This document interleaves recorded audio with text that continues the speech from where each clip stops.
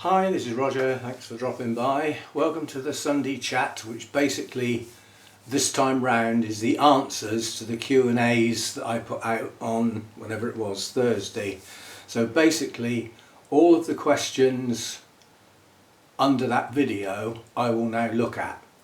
Some of them are almost one-word answers, some of them would require a separate video. Now, I've had an accident, so I'm in a reasonable amount of pain. I don't want to be standing up too long, so this is going to be a bit quick.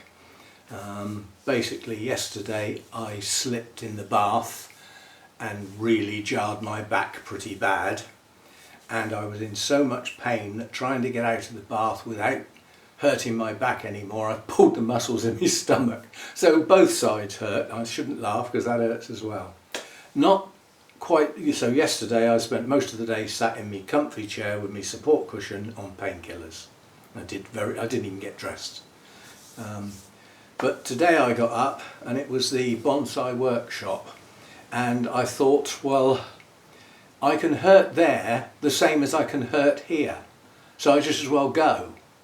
The only hard bit was actually carrying one of the bonsai out to the car and back in again because it was so heavy. That will be a separate video, probably do that tomorrow. Just what I actually got up to and a chat about the whole thing, but I won't do that today. So yeah, we're not very comfortable at the moment, but better than yesterday. This getting old thing is not funny. Could have been worse. I could have banged my head and gone under the water. Well, then you wouldn't be getting this video, would you? Right, so as I said, what I've done is I've got the laptop in here. You don't need to see that.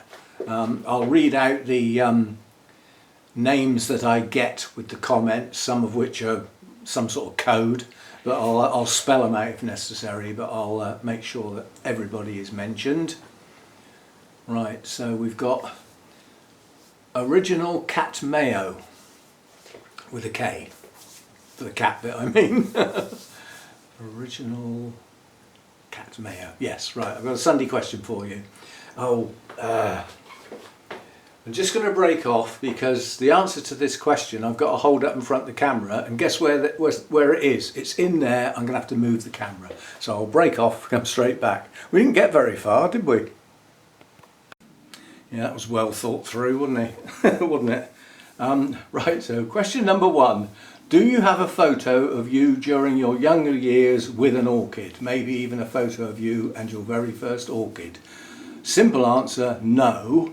But I do have some photos of me when I was young, and they are photos, so I will have to hold them up. There's only a couple. There's one I searched the whole house for that I know I've got and I can't find it. And that was me in college days, which was when I got my first orchid. I had a white phalaenopsis at college on my room windowsill. But that's a picture of me playing my guitar before I went to college. So I'd have been, what, 19-ish then. It's with my old guitar. And then the band I was in those days, what a motley crew. That's taken on Weymouth seafront, as we had a gig there, and we arrived early deliberately so that we could get the gear in before the people arrived and then go for a walk on the seafront. So that was the band I was in. So that's that one done. Not a photo of me with orchids. You have to bear in mind, when I was young, it's a long time ago. People didn't have cameras, and they certainly didn't have mobile phones. So I haven't got many photos at all of those days. But that was a couple that I knew I had, right, going up. How are Derek's plants doing? And that was from Leon ED13, or Leon Ed, or Leone D 13.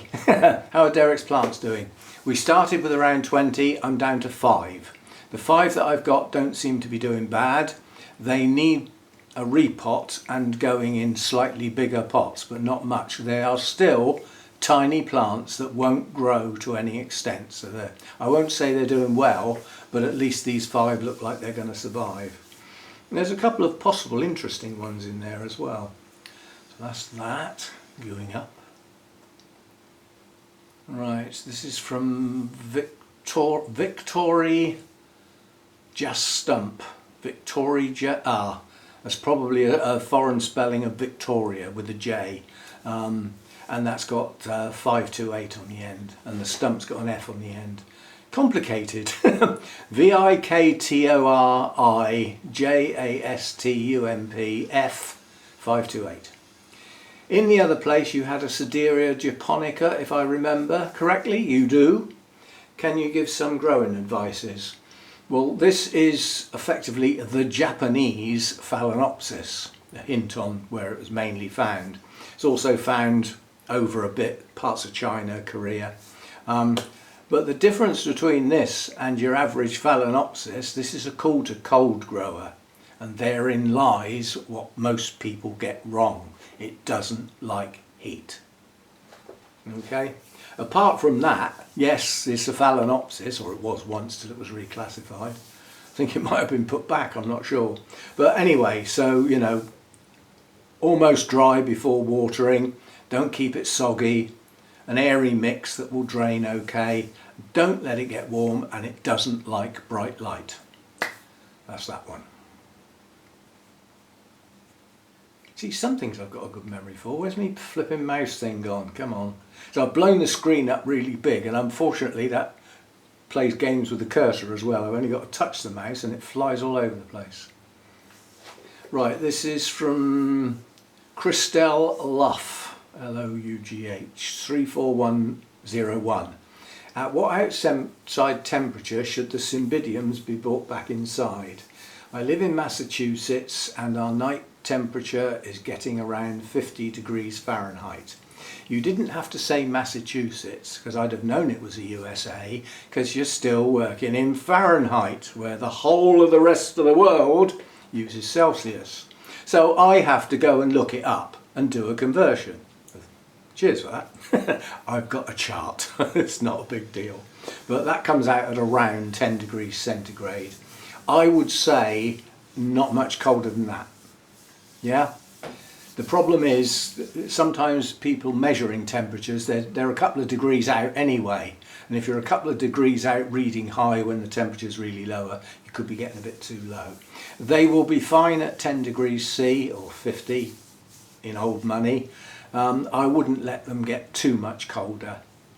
The problem is, in amongst the mix of hybrids, Cymbidium hybrids, there are some warmer growers. You know, they'd be pushing their boundaries. So, yeah. They're okay at that, but I wouldn't let them get much lower. That's a statement. That's a statement. I like it when it says, I have a question for you. Saves me mucking about. This is Mary C.A. Millery, 447. That might be a mispronunciation, but it's all the right letters in the right order. Right. Do you have any photos of orchids you had at your previous house which you really liked and enjoyed and cannot grow in present house? Yes, loads. What I've basically got, every orchid that's ever bloomed, with very few exceptions, has had a photo taken. And if I lose that orchid or sell it or give it away or anything like that, in other words, it's gone, then that photo goes in a folder of orchids. I call it orchids lost. Because either way, whether I lost them or sold them or gave them away, I haven't got them anymore. They're all there. It's a massive folder, trust me. I did a video once, just flicking through those pictures, making a short comment on, you know, did I give it away, did I sell it, was it lost, possible reasons. That will be quite an old video though. But yes, I'm not going to dig them out now because it's going to interrupt the flow and the screen and everything like that. But quite a lot of the Cattleya types I really liked, and I can't grow them here, it's too cold in the winter time. I do still have a couple. My Laelia anceps is fine it's a cooler grower, so that one's okay. But most of the Cattleyas are, you know, high up intermediate and some into the warm section, so they won't grow here. And the other ones that I liked, that I had quite a lot of, were the Tolumnias. They used to be classed as Oncidiums, but I had a good collection of those and I really liked them. There were some smashers. but the scale took those down. But either way, they wouldn't have liked it here. They grow around the Caribbean basin. You know, people go on holiday there from here to get some nice sun and some heat. So no, they wouldn't grow here, but those two definitely. Right, this is from Wanda Shaw, 3551. When daylight saving ends for the US, I normally continue my orchids under grow lights for 12 hours on, 12 hours off. I see some growers shorten the daylight length during fall and winter. I'd like to understand why they do this. They probably do that, I'm going to be rude because I don't know what they're doing.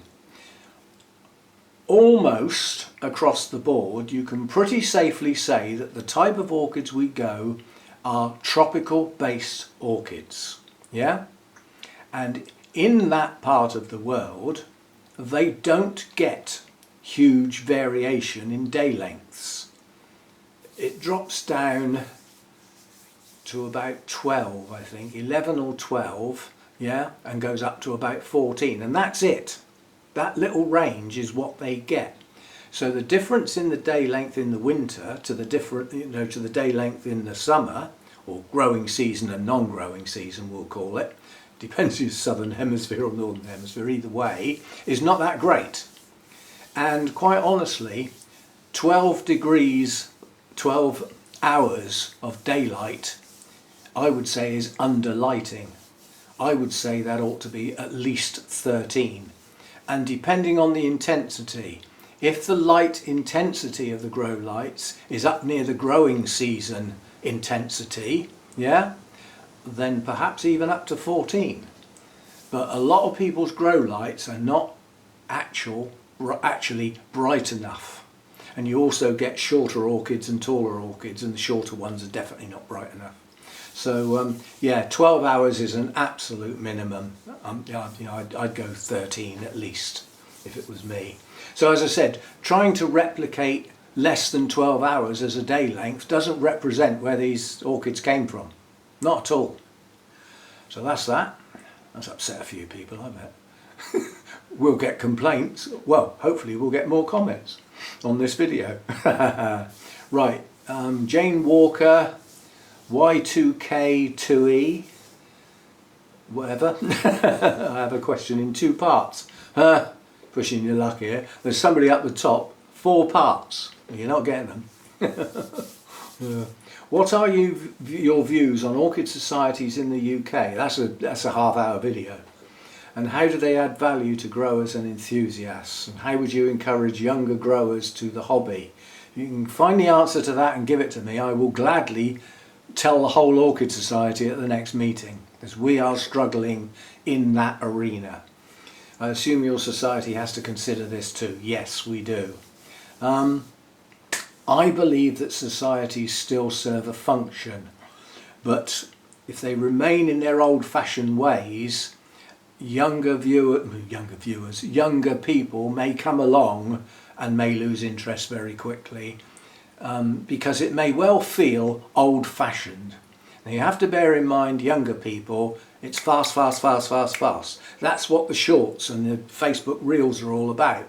You know, maximum attention span, 10 seconds if you're lucky. So to sit through a 3/4 of an hour to an hour's talk, they'll be going to sleep. Well, they won't actually, they'll be on their phone, won't they, looking at flipping Facebook shorts. So holding their attention is difficult, but it has to. Societies have to modernise. They have to make good use of social media, the likes of Facebook, possibly Instagram, that I don't go anywhere near, and whatever. I mean, I've tried to do it at the society. When I do a talk, I do it in my media format. So it's in the format of a video that I narrate as it plays. So it's like going to the movies, yeah? And a lot of people just don't really understand what's going on. You know, whatever. But yeah, I mean, a lot of the talks, a lot of the nearly all the presentations are, here's a picture, slide. Here's another picture, slide. Here's another picture with talk going with it, and possibly some, you know, pointing and things like that. They're all the same sort of format, and it's an old-fashioned format. But what else can you do? This is the problem. Is what else can you do? How else can you do a talk apart from projecting stuff on a screen? You can have some practical examples, you know, hold up some plants, and then those at the back can't see. And then you get, those at the front can't hear you because you haven't got the microphone close to your mouth. So many pitfalls of doing the talks. If you don't have the talks, what's the point of the meeting? So it is a difficult world to try and maintain a membership and gain new people. Now, at our promotion show that we did, you know, join today, we give you a free orchid and refund your entrance fee, because obviously they paid because they're non-members. That went well. We got a lot of people. Some said, I've only come for the orchid, you won't see me again, and they meant it. But a lot stayed, but they were still of an older generation. There were a few what I would call younger people, but in the society world, younger people are between 50 and 60. They're not young, you know, so it is difficult, and it's a problem not just for orchid societies. I mean, I've been to a bonsai society there were a couple of quite young people there, but the majority were old, you know, silly old gits like me. So it is a difficult thing. We are working on it.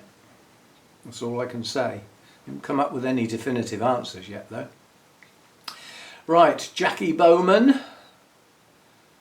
Jackie with the QI on the end, QUI, sorry. With V2N on the end. Right, how did you first get into growing orchids, or what were your first favourites? I seriously got into orchids really at the house where the kids grew up. And basically they were plants, because I used to work away quite a lot. So the house was empty while I wasn't there. This was after I split up with my missus and the kids only came round at weekends. So the house was empty during the week. And the likes of your Phalaenopsis and stuff would go a week without needing water, provided they weren't in a windowsill in the sun. So they were easy plants to look after. Now that's what really started me. And then I got a couple of other different types, and then that work stopped and I could get a few more, and you know, I got a few Cattleyas, and gradually the windowsills filled up, and then round the other place I eventually converted the conservatory into a grow room, and that was the forerunner of what we now have here. My first favourites, I won't say the Phalaenopsis were my favourites, but they were the ones that lent themselves to my way of life as it was then. I really enjoyed the first Cattleyas and the first Oncidium intergenerics that I got, but it was the variety I liked rather than the individuals, if you see what I mean. So that's that, right. That's a statement. Cymbidium question. This is Lisa Ford 5356. I love it when it's nice simple names. Right. Cymbidium question. I bought 3 after watching your videos on them. They are... so it's my fault. They are small divisions, but they don't seem to be growing roots. I grow them in small, medium bark and large perlite. You don't necessarily need the perlite, but it can do no harm. The problem you've got is the state of their growth cycle they were in. Cymbidiums tend to put out roots. Quite honestly, when the bulbs, well, it varies, but when the bulbs are almost full size but without the bulb, so they've done the leaves and everything, but they haven't swollen their bulb up yet, they often push roots out around then. But some of them produce the roots as the growth starts. So the growth starts to progress, you know, it's a pointy bit, then it gets a bit longer and you see the leaves, and they start to produce some roots then. They don't very often produce roots from bulbs that have matured and bloomed. Those bulbs don't normally produce roots. So it's more of a timing thing. The thing you have to bear in mind is that with Cymbidiums they've got pretty hefty bulbs. They can last on those without roots for some time. Now they may start to shrivel a bit. They can cope with that to a degree. So they can last with no roots at all for an amount of time is what I'm trying to get at. Oh, this is an easy one. This is Michelle Fucarino, I think that would be, 7033. When you're not filming and in the conservatory watering or repotting, what is your favourite music or artist to play? And it does say if any in brackets, and the simple answer is I don't. I am a person that enjoys my quiet, and that's my quiet time, just pottering around in here, peaceful, especially weekdays once the kids go back to school, because apart from an odd workman doing something or other, it is incredibly quiet in this area, and I like my peace and quiet. So I have times when I not only want to play some music, but I give it some welly, but that tends to be in there with the decent sound system. So I don't tend to play anything while I'm working. I know some people do. My friend Alan has a machine thing, you know, I don't know whether he uses cassettes or CDs or whatever, or just the radio, but he has some music on when he's fiddling around in his grow room. I tend not to bother. Right. Jonathan Matthews -PNBRA. Which is your favourite orchid currently and of all time, and why? And to clarify, they should be owned by yourself and grown in your grow room. But if your favourite of all time was from someone else's collection and you had envy, then feel free to mention this also. Right, I would suggest that my favourite orchid of all time is one I still have in the grow room, and it is Laelia anceps. It's the one that stopped me dead at a show.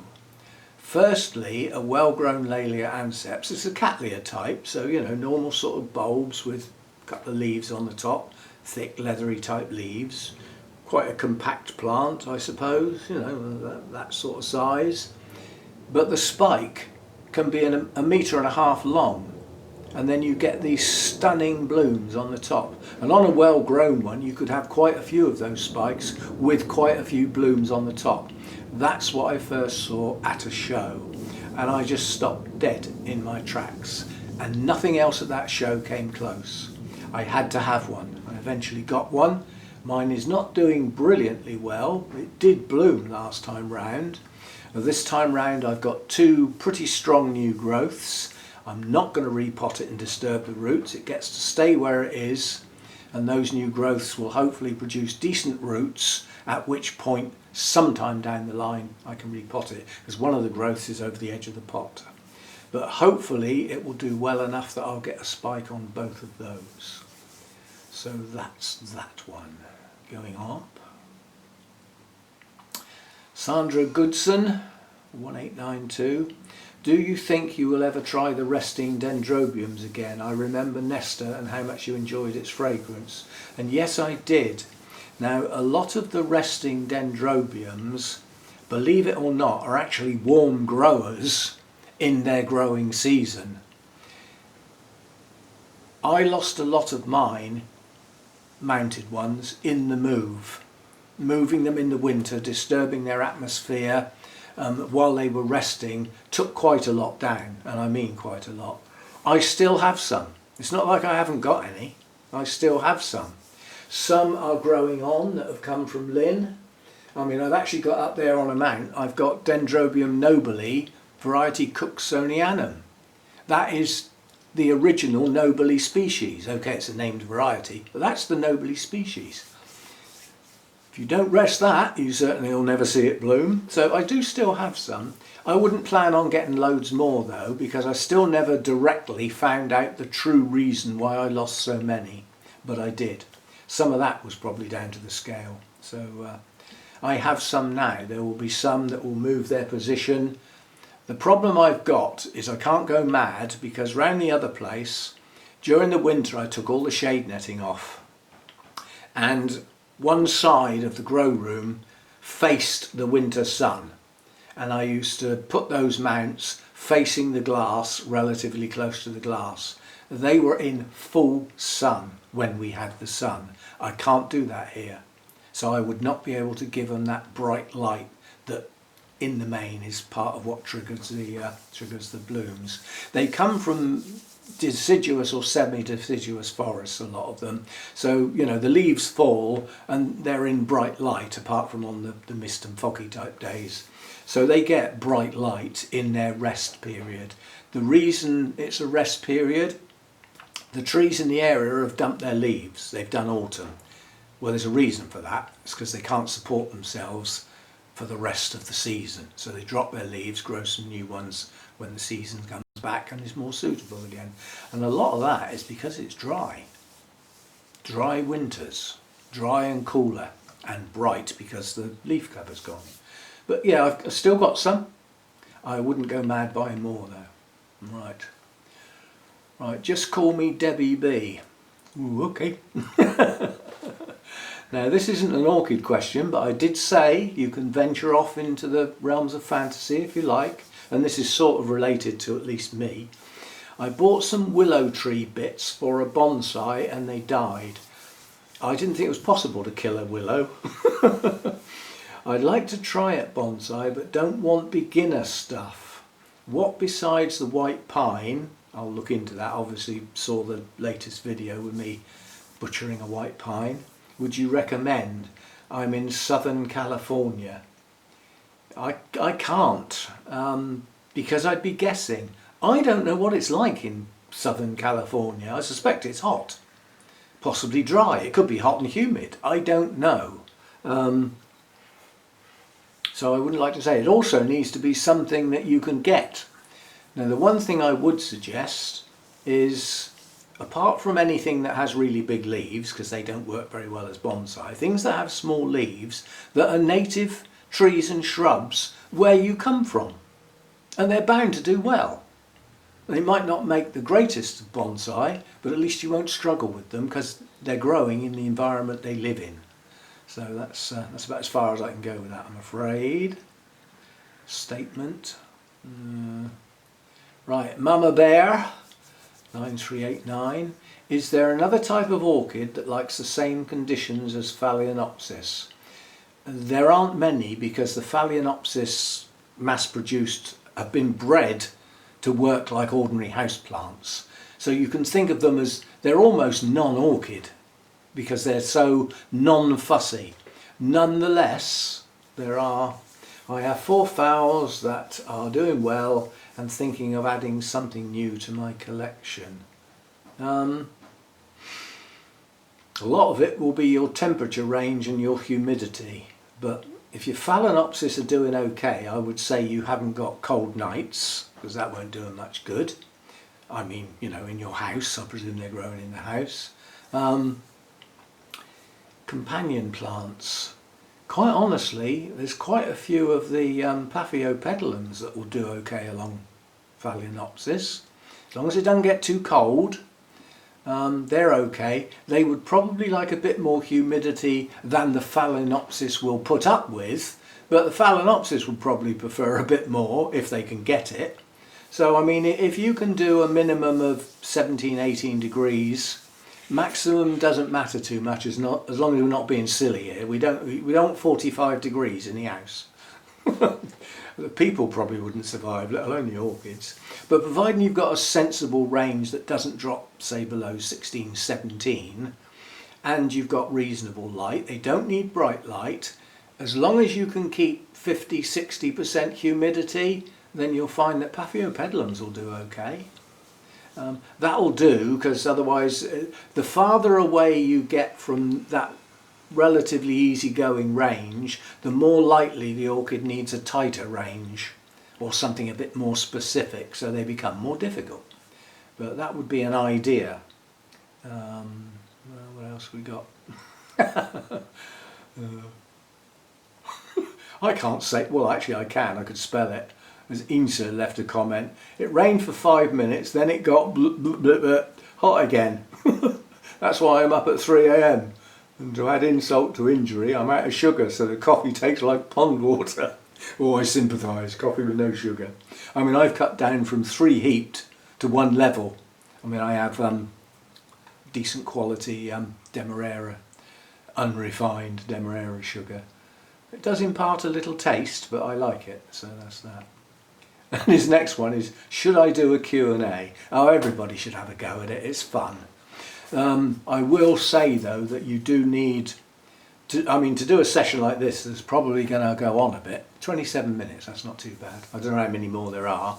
But you know, if you do a Q&A session and you only get 4 questions, the answers video is not going to be very long. That doesn't mean to say it's not worthwhile. It's still worth a go. It's quite fun. And you get a chance to look at the questions before you do the answers video. If necessary, do a bit of looking up, a bit of cheating. You can't be expected to know everything about every flipping orchid. It's not possible. But yeah, I'd give it a go. The hardest Q&A to do is to try and do it live. Because you need, like me, I've blown this up to the full screen with the text, the full width of the screen, so I can read it nicely. If I was doing it live, I've also got to look at the comments coming in from the live broadcast. Yeah? So I need 2 screens. I need a split screen. One with the questions on a previous video and the new questions coming in. And you've got to be able to deal with them both at the same time. So you need to be cross-eyed. Not that easy.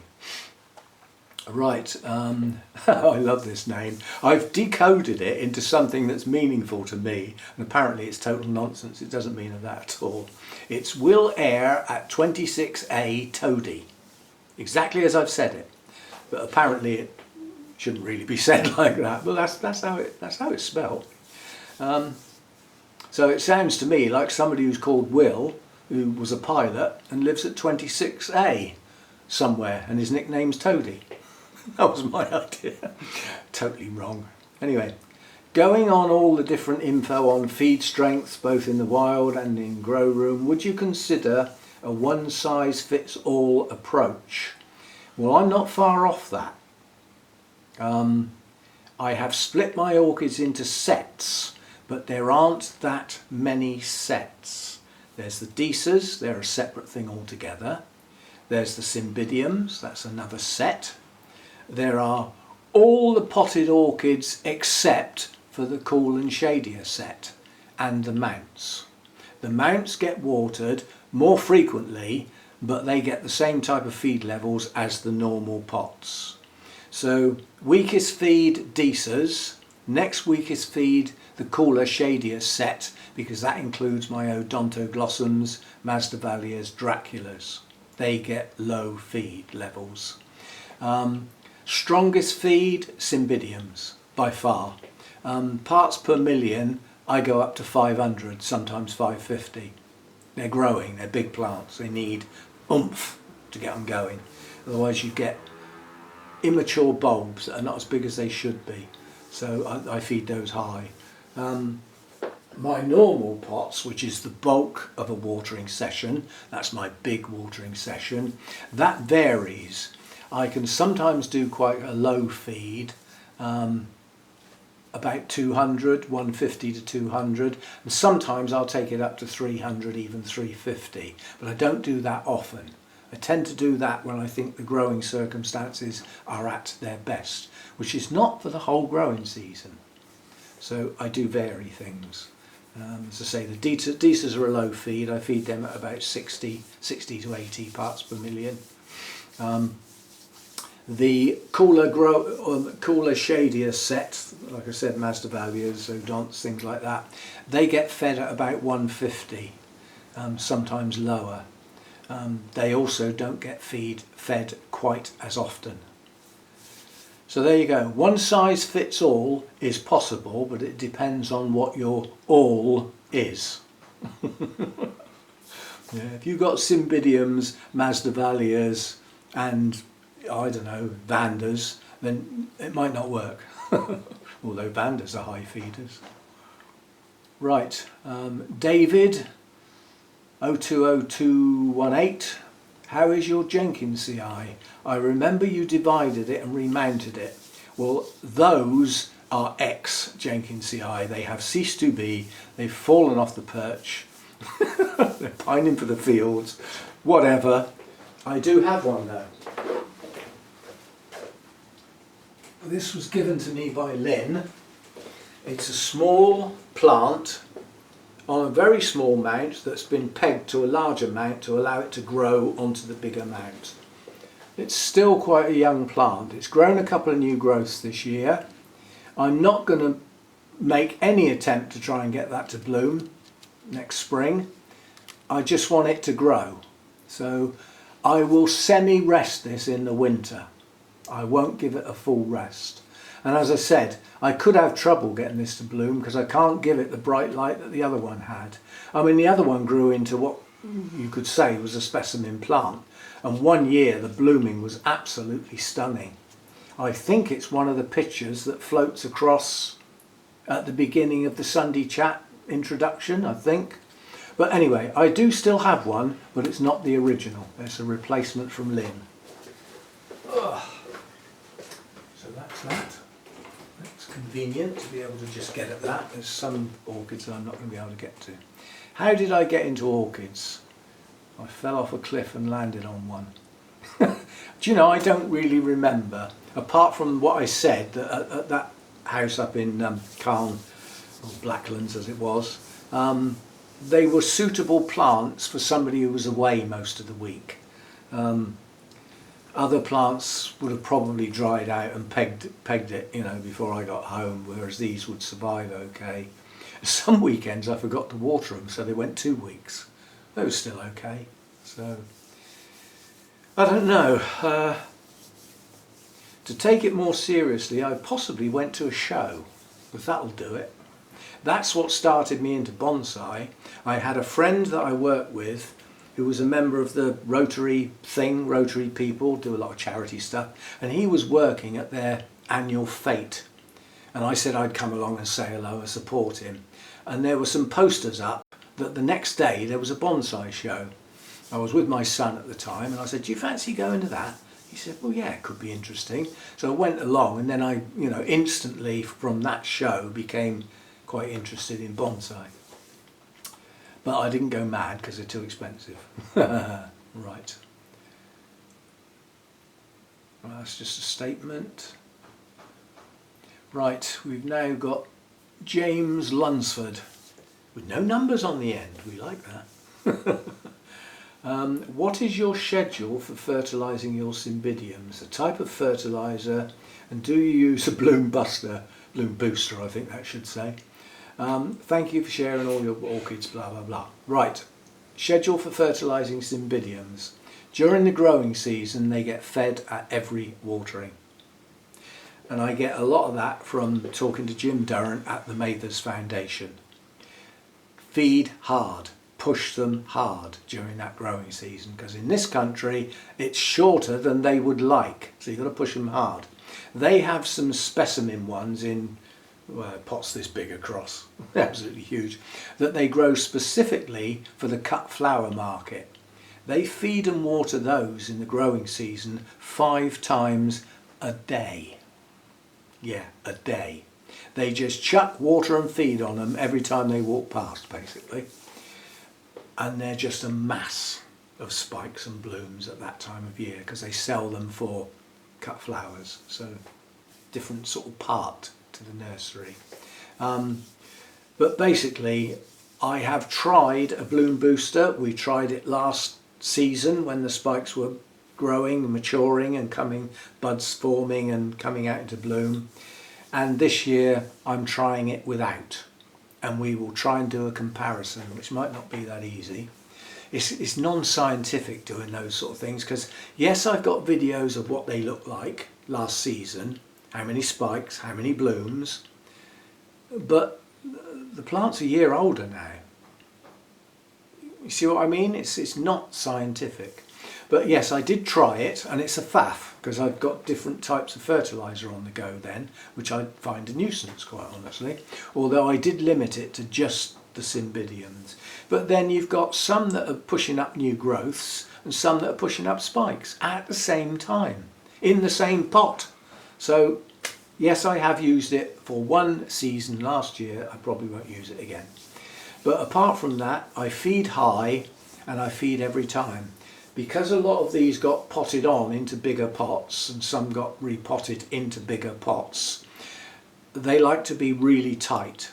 These are not as tight as perhaps I would like. Therefore, there's a little bit more media in those pots than I would genuinely like.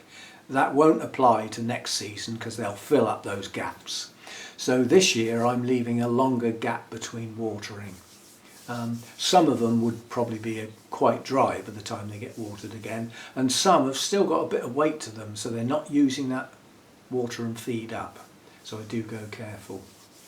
But at the moment they're getting watered and or fed, well both, about every, I would say 8 or 9 days. But that was when it was hot. That heat's gone now. I'm lucky to get 22, 23 degrees out here now. That's my high daytime temperature, which suits them down to the ground. They're cool growers. So they don't need watering as often. Day lengths are getting shorter, don't need watering as often. And they're still getting fed heavy because I'm pushing on new growths and in some cases spikes. See what I mean? I've got one with buds growing, still got some new growths pushing on, and also some spikes that are only that long. Well, what would I feed that with then? See what I mean? So that's that. Confused? Right. Amber Schmidt 278, and I'm pretty sure I pronounced that right. Indoor grower here in a snowy, colder Canadian climate.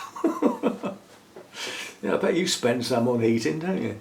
Looking for genus not too fussed, as I can't provide significant temperature drops. That's understandable in the circumstances. Window sills are full, not fouls please. I have a dedicated plant room with large north and west windows. So we're northern hemisphere, so yeah. North window would get no sun, yeah. In Canada, northern hemisphere, yeah. Lots of supplemental light and humidity. It's the temps I'm worried about. Average winter temp is 21 during the day. We do spend a lot on heating. And 18 at night. That's a 3 degree Celsius. Yay! Oh, it's Canada, isn't it? Part of the rest of the world. Currently occupied with primarily Hoya species. Do you know, I just don't get those. I don't see the fascination, I really don't. But lots of people do. Lots of people grow them with orchids. But the orchids are stealing the real estate. Well, quite right, quite right. Figure they should be able to get along. I know what's happening. I'm truncating. Can I make this smaller now? So I've got a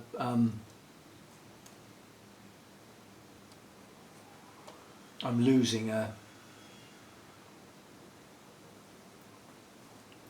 oh no, what have I done? Oh, this is I'm gonna have to put up there. I'm pretty sure from memory that that comment hasn't got anything orchid related on the end of it. It's something like, figure they should be able to get along, unlike us in the US. You can't get along with everybody all the time. Yes, so it's the temps I'm worried about, average winter temp. Right, so what you want is continuous growers that are not cool growers, but are not warm. So intermediate, that grow continuously, given that they've got enough light, you know, day length, physical day length. As I said before, Paphiopedilums will do fine in a home environment, providing they've got reasonable humidity and enough light. In a dedicated room like that, lots of supplemental light. That sounds like grow light sort of thing. So it's adjustable, you know, that's okay. What else? Things that grow all the time. I'm just having to have a look round now. Paphiopedilum springs to mind, definitely. Because a lot of the stuff around here is cooler growers, so not so good now. I haven't got so much that would work. Cooler growers, there isn't much else. Some of the Oncidiums would do okay because given the right circumstances, in other words they don't get too cold, they will continuously grow. So they'll push up their new growths, hopefully push some spike or spikes out, and then another new growth will form. So in the right circumstances they will continuously grow. So certainly some of the intermediate type Oncidium types and intergenerics. What else? Again, a lot of it is maintaining the day length. You know, that's the bit that slows. I mean, in here, because my day length will get short and I don't use lights, a lot of my things will just stop growing in the winter. That's not because it's too cold for them. It's because by the time they've woken up and yawned and had their first coffee, it's time to go to bed again because the days are so short. But yeah, you could get away with those. That's about it out of what I've got. The Coelogenes are cooler growers. That'll be, and they like a reasonable gap in the day and night temperatures. Some of the Dendrobiums would be continuous growers. Things like, might be a bit cool for them going down to 18 at night. Yeah. You could get away with some of the Phalaenopsis type Dendrobiums and also some of the black hair type Dendrobiums and also the Latoria types. All of those will grow continuously if they've got the right circumstances, and none of them like getting too cold. So there's some choices for you. That's if you can get hold of them, of course. How am I going to pronounce that? With difficulty. Right, we've got, I'm going to spell it out because it doesn't sound like a word to me. BMANTHE Great 100. For an environment that never gets above 24 degrees in the summer and has lows down to 15 degrees in winter, with ample light and 50 to 60% humidity, what orchids would you choose to grow? In that temperature range, avoiding those at the higher end of intermediate that creep into the warm category, practically what you like. Yeah? You're going low enough that some of the cooler growers will be fine in that. Yeah? Even though they can go colder than that, they don't necessarily have to. So you've got quite a large choice there. Just stay away from the cool to cold growers, because that's not quite low enough for them, nighttime temperatures. But apart from that, you've got a range as big as that. Lots. Right. We've got Freya with an H on the end and a 4, because I don't think the H goes with the Freya. If you could grow a genera of orchids and they magically fit your growing conditions perfectly, even if they don't fit your cool temps, for example, which genera would you choose? Are there any particular species or hybrids you'd be excited for or wish met your conditions? I'd love to be able to grow the Tolumnias again, but they don't fit here and they never will, so I can't. And I'd like to have more Cattleyas back. I really enjoyed those. And also at one point I had quite a lot of Latoria type Dendrobiums that I really liked. Things like Roy Tokunaga and stuff like that. It's too cold now, so I can't. So there's a few. Yeah, this is Naughty Person who put 4 questions in, so some of them are going to get short. Why don't you grow Phragmipediums? I don't like them. That was easy. I've heard that Sarcochilus can be grown alongside Cymbidium, same conditions and watering patterns. Would you agree? It's a yes and no answer. Sarcochilus are cooler, shadier growers, whereas Cymbidiums like bright light, so no, they don't require the same conditions. Sarcochilus need to dry in between watering. They don't like to remain wet. They certainly don't ever want to be soggy. You can't keep chucking water on them like you can Cymbidiums. So agree to sort of disagree. But they are a nice plant to grow if you can get hold of them. A lot of countries don't see them. don't see them. So that's that. Many of my Oncidiums have this pattern of the new leaves sticking together or to each other instead of opening up. Some of mine do that. If you can find out how to prevent it, let me know. It's not a bug related issue. I believe it is a oomph related issue. In other words, it will normally happen on plants who haven't got sufficient roots for the size of the plant. So there's just not quite enough energy to fully open the leaves. Because once they start getting decent root systems, it stops happening. So although there's no science behind my answer, that's, you know, a practical answer. How do you care for Den Lindleyi aggregatum? I'm glad you used both names. Over winter. Do you water it at all during the cold months? And when do you cut back on watering and when do you resume? When I was resting mine, bearing in mind I lost it, I now have a replacement. Despite having 4 questions, I'll show you. Again, this was from Lynn because I don't think she could get it to bloom. So this is my new Lindleyi, mounted. It's grown a couple of new growths, it's pushed out some new roots, so it's okay. The chances of me getting that to bloom this winter resting period are probably 0 because of the light issue and the day length issue. So I'm not going to try. Now this is not growing any new growths at the moment. It's maturing a couple of bulbs, that's about. So this doesn't need a lot of water or feed because it's not growing much. So this one's already going into its winter rest. I won't stop watering it, but I would reduce the feed down to nothing as from now. It's finished any growing it's going to do this year. It's not going to push out any more new growths. So I do it at plant level. I always did that with my resting dendrobiums.